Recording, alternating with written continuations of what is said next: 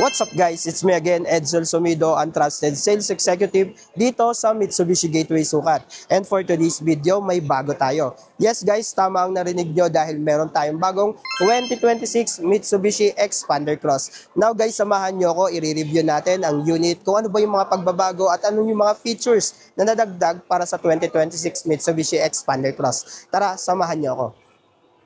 Alam natin na ang pangarap ng bawat pamilyang Pilipino ay magkaroon ng sasakyan na hindi lang matibay at maaasahan kundi stylish, komportable at pang long drive kasama ang buong pamilya. Kaya naman, patok ang Mitsubishi Xpander Cross dahil sa kanyang spacious interior, matipid na makina at SUV-inspired design na swak sa road trips, city driving at kahit anong adventure. At ngayon nga, ini-launch na ang 2026 Mitsubishi Xpander Cross. Mas pinapogi at mas pinatibay ito ng Mitsubishi para mas lalo nating mahalin. Ito na ang major changes ng 2026 Mitsubishi Xpander Cross. And now guys, simulan na natin ang review. Unang mapapansin natin ay ang front grille na ni-redesign, parang kapatid lang ng Mitsubishi Triton. Mas rugged, mas matapang ang itsura. Dagdag pa dyan yung bagong front bumper na nagdadala ng extra angas at protection. Kaya naman mas premium ang datingan at siguradong standout sa kalsada. Kung dati, meron tayong 5 LED na daytime running lights. Ngayon naman,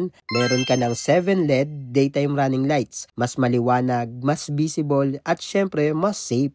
Under the hood naman tayo guys, nandyan pa rin ang tried and tested natin na engine na merong 1.5 liter 4-cylinder natural aspirated gasoline engine na merong 103 horsepower at 141 Newton of torque. Ito ay 4-speed automatic transmission, kaya naman matipid, madaling i-maintain at sapat ang hatak para sa daily drive at long family trips. At next naman sa pagbabago, ang bagong-bagong 17 inches 2-tone 6-spoke machine cut wheels. Mas stylish, mas stable at mas dagdag pogi points.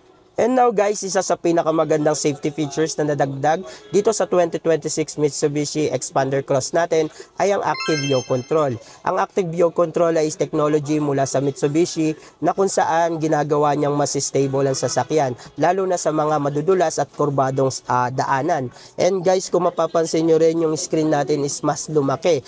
From 9 inches noong 2025 na model, ngayon pinalaki siya sa 10 inches. And available to sa wireless CarPlay and Android Auto. And pagdating din sa digital cluster natin, mapapansin nyo, lumaki rin siya ng 8 inches. And guys, available pa rin to, syempre bago na to, auto parking brake pa rin and may auto hold.